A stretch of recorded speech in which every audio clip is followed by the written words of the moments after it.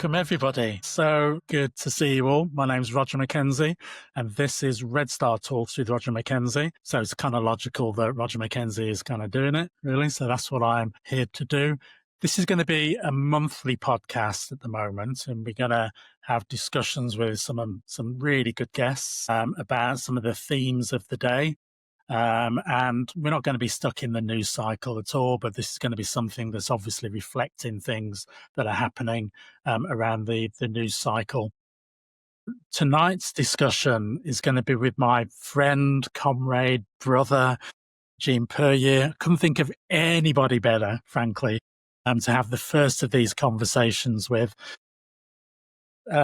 So Eugene is a broadcaster, and in fact, you'd have to be living in a cave for the last few years not to be following Eugene's stuff. I mean, he's, I think, one of the best kind of broadcasters around, looking at progressive politics and talking about some of the things that are really impacting on the working class, not just in the US where Eugene is based, but across the globe, frankly. And those are some of the things that we're going to touch on tonight.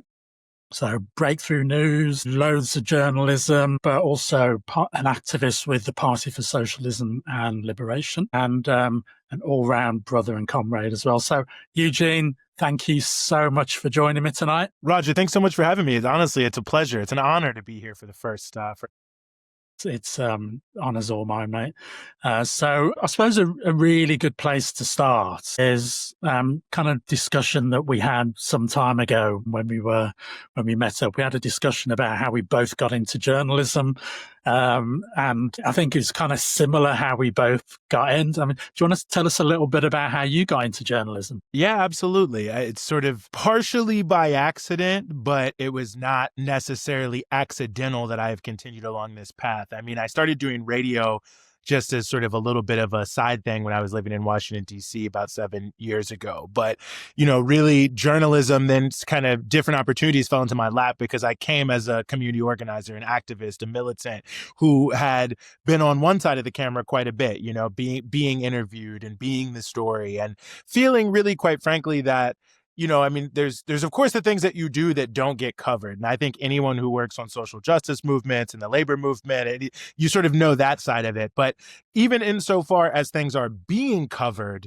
they're being covered so poorly. So I never really thought I'd have the opportunity to be a journalist, but the right things started lining up. And as they started to line up and I had more opportunities to then be able to dip my toe first into radio and then into sort of video/radio/podcasting with Breakthrough News in 2020, it just felt like something that had to be done.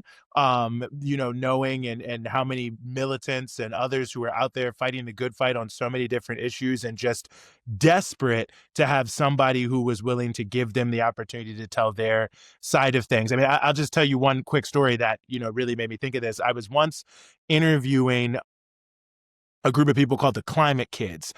They were like teenagers from the Pacific Northwest, mainly of the United States, some indigenous, some of all different nationalities. And they had sued the government about climate change and essentially had said that the government actions to facilitate the extraction of fossil fuels was putting their future at risk, putting their health at risk. And so it was a novel legal argument, an interesting legal argument. But I say all that to say that it was very mainstream, like they were using the U.S. court system. They were going through all the right processes. It was a great story, right? Like these teenagers who are engaging in politics. I don't know exactly how it is in the U.K., but I assume it's similar to how in the U.S. when you're in grade school, they're always telling you should engage with the system, be involved in politics. And like no one was covering them. And I said to their lawyer, I said, I feel like you guys should be on CNN. You should be on NBC. And he was like, we've gotten a few of these over the 3 years, but they don't seem interested.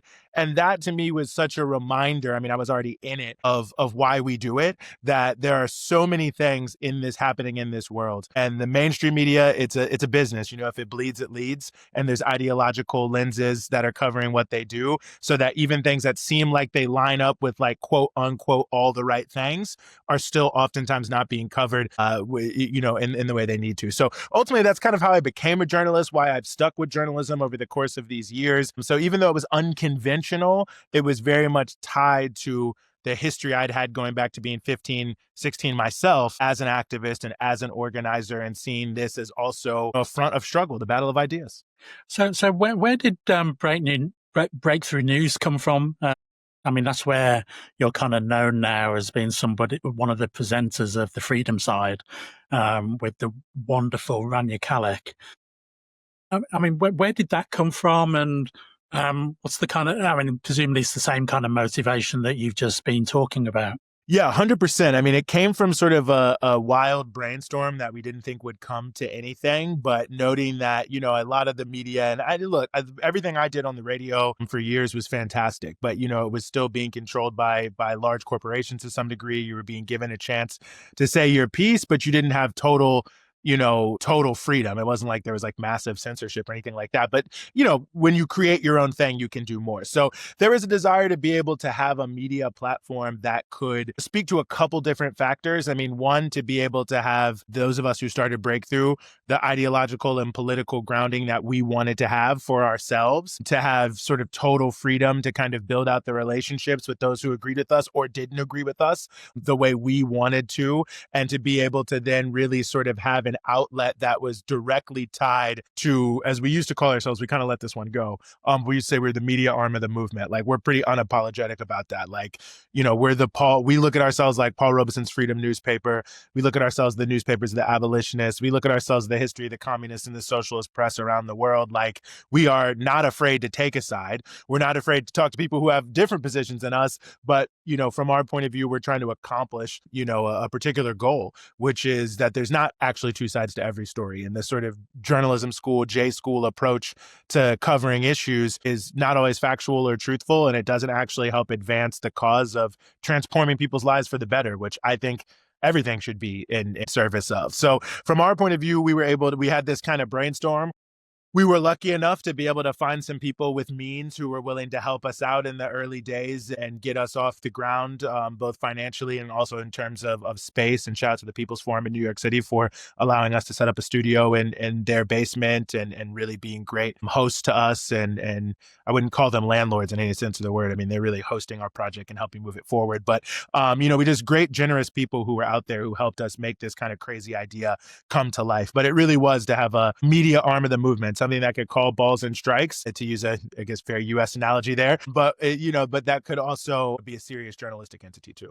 I mean, I was lucky enough a year or two ago, I can't remember how long ago it was now, to visit the People's Forum in New York and see the wonderful facilities that you've got there. Something that I wrote about for the Morning Star newspaper, and we talked about the kind of possibilities of or the prospects for creating something similar in Britain, because we haven't got anything remotely like that. And that was so skillfully done as a way to talk about New York that it was just seamless, basically, because as we speak, this is being recorded on the 5th of November. It'll go out in a couple of days, but it's recorded on the 5th of November. And we've just had the results of the New York mayoralty elections. There's obviously a lot of other elections that have taken place across the US over the last day as well. But the big news is about Mamdani winning the mayoralty in New York. If I've got this right, the first mayoral candidate to win more than 1 million votes since 1969,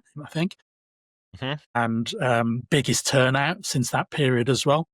So a huge result, a lot of excitement around about the victory and some of the things that Mamdani has been talking about on his platform. How do you see the victory? I think this is a massive political earthquake, and I think that it is going to be for the good of the country. And I think that's because it's beyond Mamdani himself. It's how he was able to personify the fact that there is a deep, deep yearning for change in the United States. I mean, he's calls himself a democratic socialist. We've seen the rise of socialism significantly in this country in terms of polling, certainly a precipitous decline in a positive view of capitalism, as people are recognizing that the problems are so acute that they have to look for transformative change. And so even though, I think for a lot of your viewers in the UK or certainly in the European continent, a lot of Zohran's policies probably don't sound out there. I mean, I think anyone who lived in London under, say, Ken Livingstone or something like that, it maybe would be seen more as mainstream, although that wasn't 100% seen as mainstream then there. But,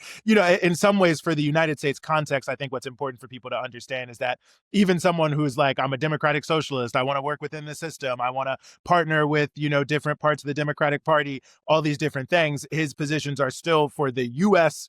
context, quite radical, quite left-wing, very difficult to gain purchase hold with those sorts of views. He's being attacked by tons of Wall Street billionaires who are openly putting on their social media accounts that they would have unlimited cash for people who wanted to challenge him. You've got the president of the United States, arguably the, maybe most powerful single person on earth, is spending tons of time going after him. The whole Republican Party is going after him. You've got Andrew Cuomo, who is from one of the greatest, and I mean great in terms of size and stature, political families in New York, going against him. And he defeated all of that. He mobilized new voters. He brought people to the polls for the first time. He actually debunked many of the myths. He did very well in Black communities. People said, well, Black people don't like socialism in America, including Hakeem Jeffries, the congressman, the Democratic leader in the House, tried to say that, well, Zohran actually won his area that he represents in Congress. And so we saw so many different aspects of things that were debunked, and the things that he's talking about, free public transportation, ending food deserts and giving people a chance to be able to actually have food and not go broke, freezing the rents in a city that's one of the most expensive cities on the planet Earth. All these different things are gratefully held, are greatly needed, and people said that. So I see this victory as a big step forward. I think that, there's a lot of things that can be said about Zohran. I think, like I said, I think already he has stated that he's willing to make compromises with the system and with the billionaire class, and he hopes to partner with them. One of which, for instance, he's keeping a billionaire heiress on top of the NYPD. So there's a lot of different pieces like this. And I think if you know anything about capitalism, the problems of capitalism can't be resolved under the system in and of itself. But nonetheless, the fact that he was able to win so skillfully, win despite so much demonization and so much money against him, I think is just a powerful statement for what we see happening in the United States all across the board right now, which is, super majorities of people are against all of Trump's policies, against all the Republican policies. The mainstream establishment Democrats are less popular than they've ever been. And Zohran is an example of the fact that people are really want change and are willing to accept things that are outside of the status quo, even when they're told, that somehow they're going to be terrible. So I think it was a big step forward for transformative politics in America. The contradictions that will come with it I think for a lot of us who are socialists, we know we need to transform capitalism, not partner with it. But all that being said, it's not about Zohran the person. It's not even really about the compromises he's going to make. It's about what it represents, that over 1 million people would come out and vote for him, and that around the country, tens of millions of people were super excited to see him. And I think, and that's really helpful. I mean, one of the things that it kind of reminded me of was the excitement that existed around the election of Jeremy Corbyn to the leadership of the Labour Party back in the day. So it's a good few years now, actually. And the demonisation that took place, the vicious attacks that took place. And it kind of reminded me of a lot of that in terms of what we've seen with Mamdani. I suppose for me, one of the biggest lessons out of all of this is how it can't be just about an individual, which I think is what you're saying. It has to be about a movement to be able to make the difference, because the pressure on one person to be able to withstand this amount of just direct, and from what I can see with Mamdani, just vicious racist attacks, frankly, a lot of it. Never mind the kind of anti-communism that, I saw on the front of one of the newspapers in New York.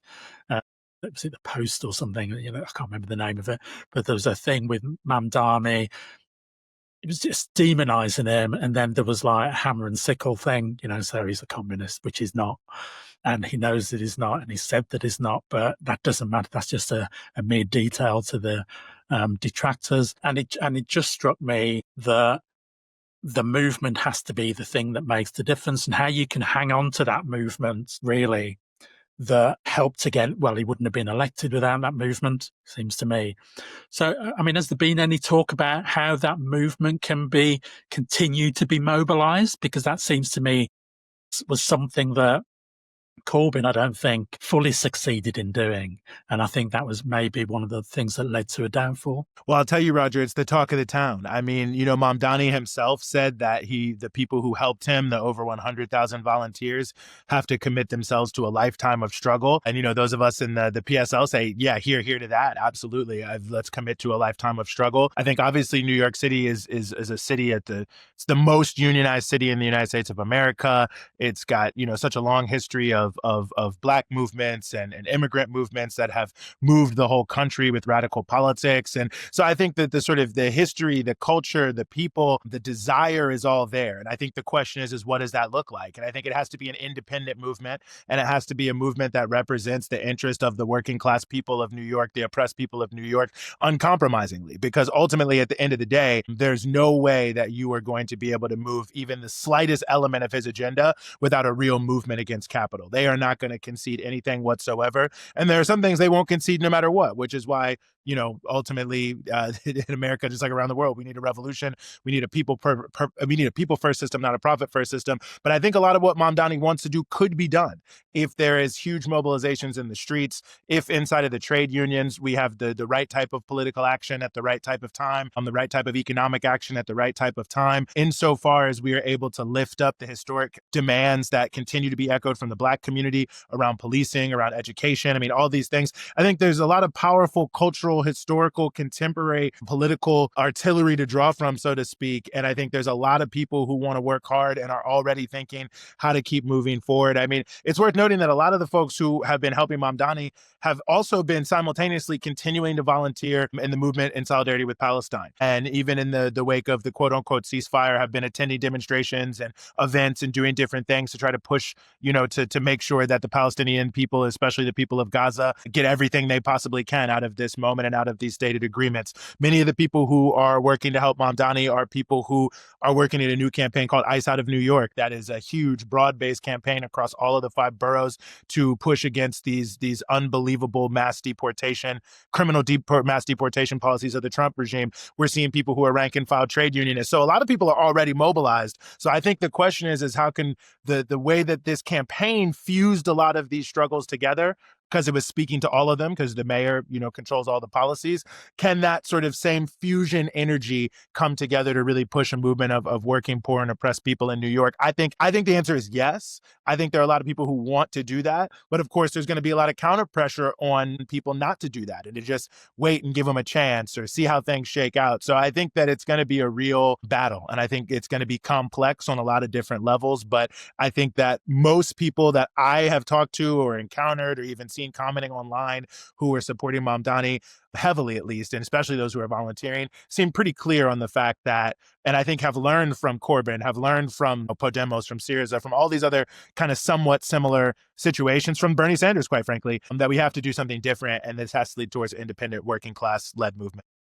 I mean, you touched in there, Eugene, about ICE and the campaign, which, I mean, when we originally talked about you coming on the podcast, it was to have that discussion about the rise of authoritarianism, which we're witnessing certainly across Britain at the moment as well. It's really kind of reshaping the politics. There's a particular expression of it taking place across the US, particularly Democrat-controlled cities. I mean, can you say a little bit for people who have not followed this closely, what is actually happening? Because people are seeing on their social media timelines, or whatever it's called, but they're seeing they're seeing people in masks with automatic weapons standing there in major cities. They're seeing these people going into hospitals, dragging people out. And yeah, at the same time, you get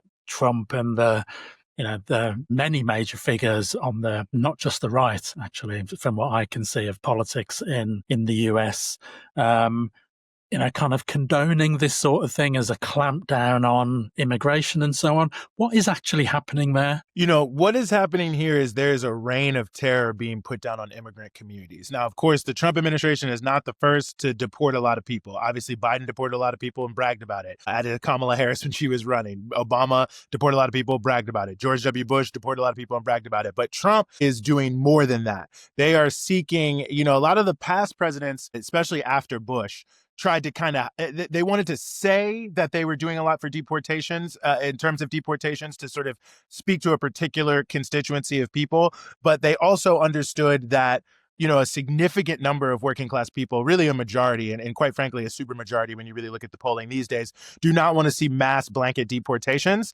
And so you don't want to, and a lot of those people, tend to be more favorable to Democrats. So you don't want to necessarily be fully on Front Street with the mass deportations. Trump wants to be fully on Front Street. He wants this to be a reign of terror. He wants them they're wearing masks as a matter of course. They have this military style garb and way of going about things. They're being extremely brutal towards people. They're mass racially profiling, right? Like they don't know who isn't an immigrant. A lot of these times they're just saying, well, you look like an immigrant, so we're going to take you in based on this color of your skin, the sound of your voice, whatever it may be in different ways. They're breaking car windows. They're arresting people at schools and at courts.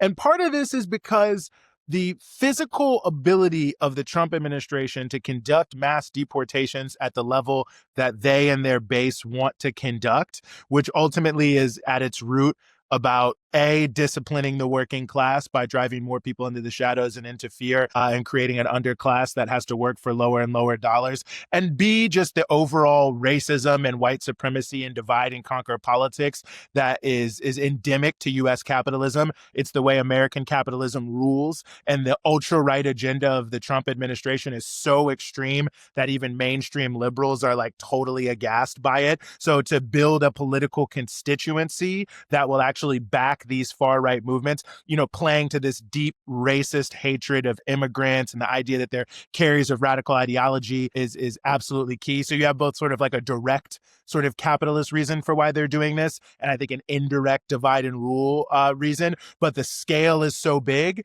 Basically, they know that they can't actually do that. So they're depending on a lot of people to what they call self-deport, to basically feel the situation is so unbearable. And like, I know people who have had to do this, unfortunately. And it's like, they're not sure if they're going to get deported, but it's like everything is so up in the air. They just say, you know what, we're just going to leave because like we don't want to risk something really traumatic happening to us or whatever it may be. And so they know that they have to have a reign of terror in order to play to their base, yes, but to force people to leave on their own because they'll never be able to reach that scale. So you've got this massive blanket reign of terror that's also folding into this broader kind of, and this is why I mentioned the issue of disciplining the working class. It's flowing into the deployment of, say, the National Guard and other federal forces into majority Black cities, which is sort of a similar thing. Places with, 40-year lows in crime, and somehow they're trying to send in the military to police the streets when there's not even a crisis. And so there's this mix of this immigration infrastructure,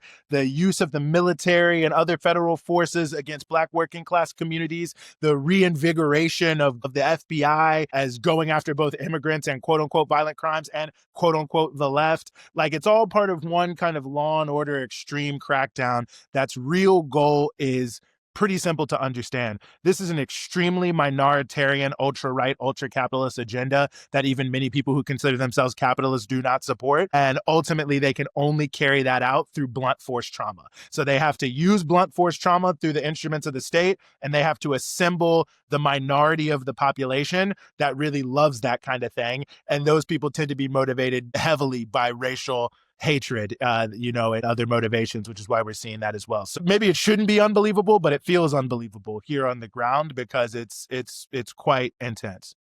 The unfortunate thing, as always, is that once these things happen in the US, then the likelihood is it's going to cross the Atlantic as well. And we've had a similar sort of kind of environment that's been created. In fact, it's called a hostile environment, and it's been around for a good while now, of this whole thing about blaming not just immigrants, but anybody who people think is an immigrant, so the colour of your skin, racial profiling. Again, what is missed, I think, quite often this side of the Atlantic is that it's not just happening in Britain, and this kind of shift to the right that's taking place in Britain because the mainstream political parties like the Labour Party and the Conservative Party over here are just not, and were never set up really to deliver for working class people. And people have had enough of this. So a lot of communities are kind of saying, well, we need something else. So there's this organisation here called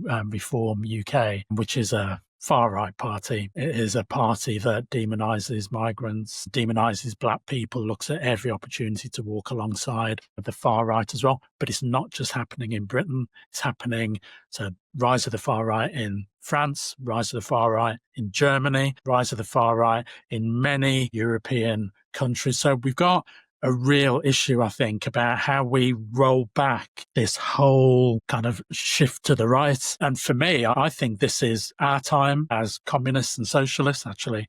I think this is where we can really make the difference. So where, for me, people start to say, all right, well, it's hard and no one's sympathetic to our politics. I think you've illustrated already tonight how our politics are right there and people are really responsive, and just look to New York. And I think that's one of the importance of what's happened in New York. We can point to that now. No, I think that's a great point, Roger. And I'm glad you brought up reform because, most of the biggest cheerleaders of reform are the U.S. Republican Party. And you look at Elon Musk, it has to be Tommy Robinson's number one guy. And when you follow his feed, Elon is like constantly promoting all of the most racist stuff in the UK, saying there's going to be a civil war, all this nonsense. And you follow a lot of these right-wing influencers here in the United States, the MAGA movement, they actually point to the UK and they show, these ridiculous videos, to be of Muslims worshiping or something like that. And they say, look, they've already taken over the UK and this is what's coming to America. And,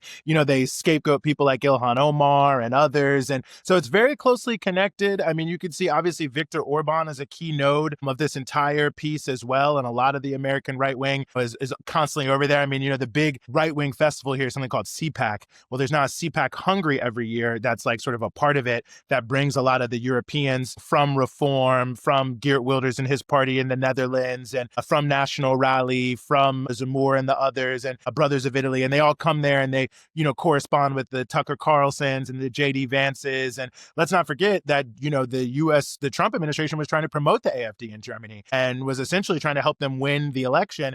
And I think I agree with you that this is our time because, the idea. And I think this is promoted by a lot of sort of liberals in Europe who want to criticize Trump's policy on Ukraine. And they say, well, Trump's policy is to abandon Europe and abandon the world. Totally false.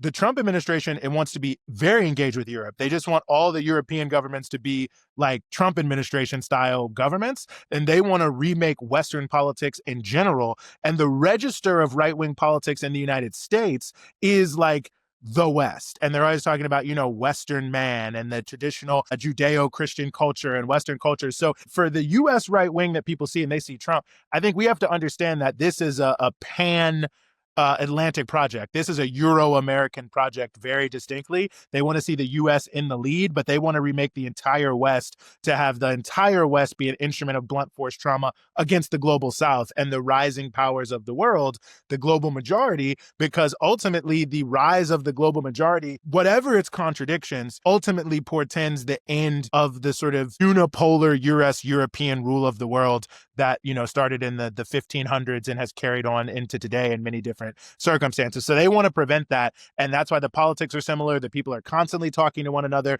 So we have to be constantly talking to one another. We have to be constantly recognizing that this attempt to break us apart by country, to say, oh, well, if you're with this person, it's a foreign plot, all of that. Our movements, our left movements, our working class movements, our anti-colonial movements are always the strongest when they're internationalist, and it doesn't take away one whit from who we are. I mean, I'm a descendant of slaves, you're a descendant of slaves. Like, we built this whole project, you know what I'm saying? So regardless of borders, we have every right as anyone to say that we represent where we're from, we represent our country, but we also are people who go beyond borders and nations to the interest of oppressed people and working class people worldwide. And I think it's a great moment because we are in the majority. I mean, I think you look at the New Popular Front in France, obviously there's a lot of contradictions about what's happening in the UK in terms of the new parties, but you can see there's a lot of energy there. There's a lot of energy, a lot of youth energy. We saw what happened in the Palestine movement all across Europe and the United States that brought together so many different people. We're seeing it in Belgium with parties like the PTB. No one talking about that, but, doing great numbers there and showing that a socialist, pro-immigrant, anti-racist, anti-war drive current can really succeed in Europe. We're seeing it with Zohran. I mean, even my own party, the Party for Socialism and Liberation, which is much smaller, we are seeing explosive growth. I mean, tens of thousands of people applied to join in 2024. Of course, they don't all join. Some people are just, clicking something because they're feeling good in the moment. But it just shows, like, if a radical left-wing communist demonized party is still getting tens of thousands of people saying, I want to be a part of that. It just speaks to the tenor and tone. So I think that there's a lot of people who are tired of the smears. They're tired of the hatred. They're tired of the racism. They understand that the problems we have nothing to do with immigrants and everything to do with capitalists, and want to see something different. But if we don't seize the moment, we won't get it. And I think if we think of ourselves, and I'll just close on this, the new general secretary of the Communist Party India, Marxist, said something that really has stuck with me when he acceded to the position. And he said, a lot of us in the left around the world were in a kind of a doom and gloom moment. But he's like, if you really look at it, 25% of the world's population is either living under socialism or in a socialist-oriented society. And our goal is to expand that 25%. And that really stuck with me because obviously that's like a 25%.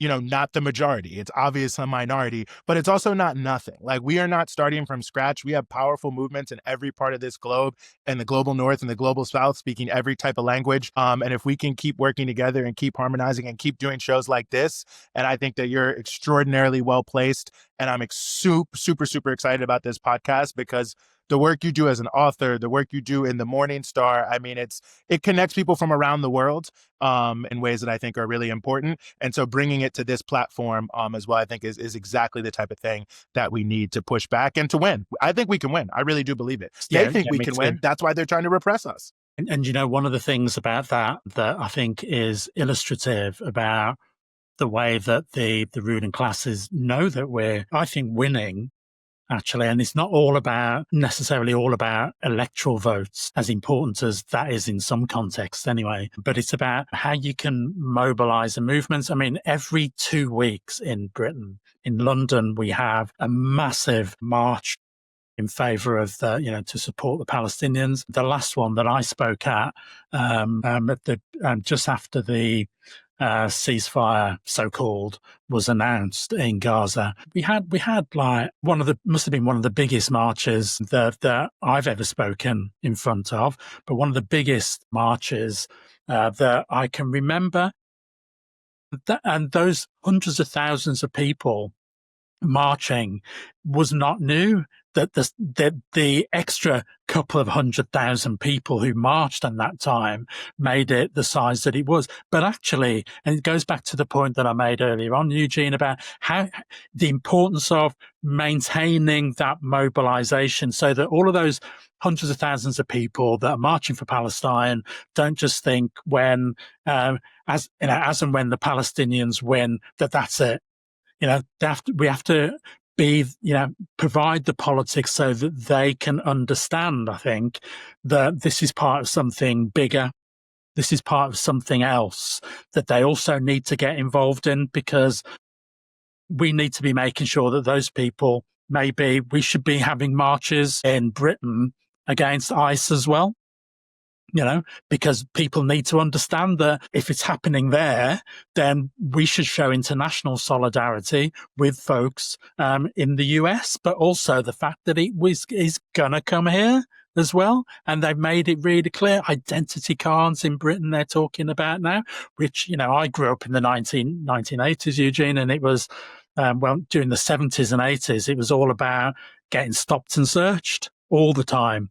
Our identity card was the colour of our skin, frankly. But now what they're saying is that we're also going to have to show an identity card as well as the colour of our skin. We know who that's going to be used against the most. I mean, for me, it's how we connect these dots so that people understand that these are not isolated things that are happening, as you were saying, but that the far right is talking to each other all the time and organizing with each other. And if we're not doing that, then we're really missing a massive trick.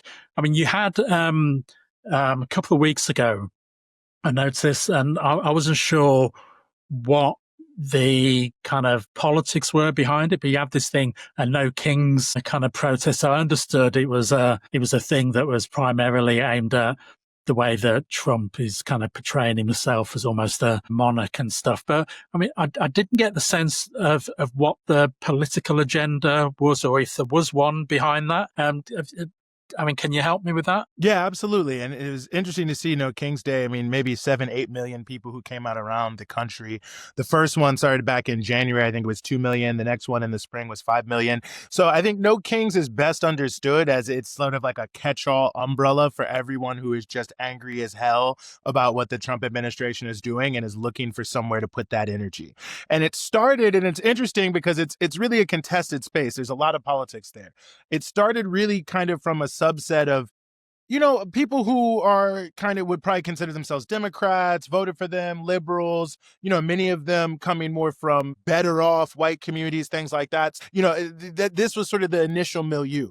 But the way that it emerged was these people were angry because the Democrats at that time in the early part of the year were basically, as one of their top strategists said, approaching Trump from a rolling over and play dead perspective. So there was like no significant pushback whatsoever from any Democrat except maybe 2 or 3 to what Trump was doing. And people said, we're going to take it into our own hands. You know, Trump is trying to use his power like in a monarchical kind of way. So that's, I think, how they came up with No King's Day. And we're going to go out into the streets and we're going to do that. And it's only continued to grow. And it's also continued to grow in its diversity. Like, for instance, the last one, the first one had basically no trade union involvement.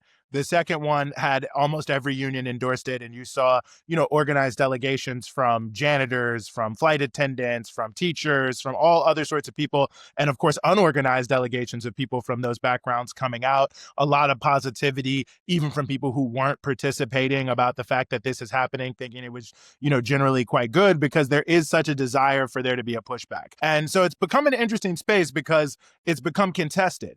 Because as the Democrats have seen that their brand will be tanked if they don't show some gumption and some fight, you know, they've been trying to co-opt a lot of the grassroots anger against Trump and say, yes, let's go into the midterms in 2026 and like, we'll solve all your problems. Obviously, if they were going to do that, we wouldn't be here in the first place. And so there have been also those of us who have been going into these spaces saying, yeah, this is great. Like, we need people to stand up and we need people to be counted against these policies. But the question is what's the real route to get off the back foot and to get onto the front foot? And that's why the last No King's Day is maybe most notable because it's revived the call for a general strike in the United States. Now, of course, you know, all leftists, we know there's always somebody calling for a general strike, you know, but this has actually become a very real thing. And it kind of happened. Didn't you get like a mayor of Chicago or something calling for it as well? Mayor of Chicago, third largest city, called. Not only did he call for a general strike, he then came on Breakthrough News to talk about it the next week. And so, Excellent. You know, there's something in the air. And people, I think a lot of people instinctively understand, even if they don't have like a class analysis, that like to hit him in the pocketbook, so to speak, like some sort of economic action, like does need to be taken at this moment if there's going to be significant pushback to Trump. And so it's now helped, you know, spread amongst tens of millions of people this idea that, yeah, maybe we can find a way to like withhold our economic power in some way, general strikes, boycotts, whatever it may be, and like really try to affect the system because, you know, the dollar controls everything. Everybody knows that, like making money is what it's all about. If we can somehow disrupt that, it can start to change things. So again, a lot of contradictions and vicissitudes, but No King's Day was a vehicle for this because it is the most prominent vehicle of people who are angry at the current state of affairs. And there's every type of politics you could imagine of that anger that are out there, from like mainstream liberals to anarchists to communists to socialists, you know, all sorts of different pieces, but people who, for whatever their reasons, are angry and are thinking, how can we actually take action and do something? And I think it's a really exciting potential development. We've now got a number of major trade unions, starting with unions in Chicago, talking about, can we do a general strike on May Day 2026? We've got grassroots organizers, signing up hundreds of thousands of people who are interested. Someone sent me something the other day of hundreds of thousands of people who have been a part of nonviolent civil disobedience trainings and are, signing up and willing to do more things. So there's a lot of grassroots energy, I think, coming to the forefront right now. And that's kind of, I think, what No King's Day really was like a gathering place for that energy to find a place to let off some steam. And then now a platform for that, for a broader movement against Trump, and not just Trump, but against the MAGA agenda, which is the whole Republican Party, and quite frankly, a lot of Democrats too, even if they're only with part of it. Like, how can we start to push back and say, like, let's switch the whole politics in this country to something that's more people first as opposed to profit first? And there's a lot bubbling up, and I think that was an example of. I mean, I think it kind of reminded me when you were talking there, Eugene, about the old kind of organizing kind of adage, which is about anger, hope, action. So, people are angry. Can we give them hope that something can actually be done to change the circumstances and what the shape of that action is going to look like? And if we can get to general strike, I mean, that's going to be a huge kind of point really for progressives to make real change in the United States, but also send a signal across the Atlantic and elsewhere as well that we need to mobilize, we can make a difference, and that change is actually possible. I'm always reminded of Arundhati Roy's thing that if you listen carefully, new world is possible. If you listen carefully, it's happening, She says it much better than I did, but I think if you listen carefully, you can hear that people have had enough, and are looking for change. So the very fact that people are prepared to have that discussion now in a really serious way about the power of working class people withdrawing their labor and understanding that that is a route to achieving real power, I think is a really interesting moment in politics. Eugene, I just want to really thank you for coming on my podcast. Can you say a little bit about where people can reach you and look at your work? I mean, we've talked about Breakthrough News. I'm going to give you the chance to plug your much anticipated now in real life Instagram thing as well. I know Ranya's bugged you about for so long and it's finally arrived, but here's your chance to plug it all. Thank you. I appreciate that. Well, listen, you can find Breakthrough News at breakthroughnews.org. Which will get you to everything, but we're also on all social media at BT Newsroom and youtube.com/breakthrough news. You can find me personally on, Twitter, X, whatever you call it, at Eugene Puryear, just my name. And yes, indeed, you can find me now on Instagram at Eugene Puryear 86. That's the year I was born. I've been told that my username is not very good and is giving boomer energy is what the Gen Z folks are telling me. But nonetheless, I'm there and we're doing it, and I'd be happy to have anyone who's following you to be following any of what we're doing would be such an honor. And thank you so much for having me, comrade. It really is, it's fantastic to have the opportunity to be here. No, honours ours. Can I just say as well to everybody, this is the first, won't be the last. My contact details, I was told about how I should point, that I shouldn't point too low. So I'm going to do that instead. But all my contact details are available there. Can I thank Manifesto Press, who are also my publishers, for supporting this podcast, and Rochelle, our producer, for doing all the really tricky work of pulling everything together and making sense of all the things that I said I wanted to do. But can I just say, so this is monthly. We're going to do this monthly. Not going to tell you who next month's special guest is. It's as special as Eugene, and I think you're going to really get a big deal out of who we've got planned. And so we're going to keep this going, have some good discussions, but the main thing is that these aren't just podcasts so that folks can just sit around and say, well, that was a good podcast, I enjoyed that, or just listen to something as they're cooking or going about their business or whatever. This is about action. This is about trying to say to people, there are people out in the world who are trying to make a difference, who are trying to make a change. And this is about giving you some ideas about how you can be part of that change. For far too long, we've kind of left change for somebody else to do, for an organization to do. Organizations don't shift unless people shift them. Countries don't shift unless people shift them. And that's what this podcast is about. It's about organizing for change. So can I thank you all for taking the time to listen to this podcast? Good luck in your campaigns, in your organizing, and all power to the people. Thank you so much. Take care, everyone.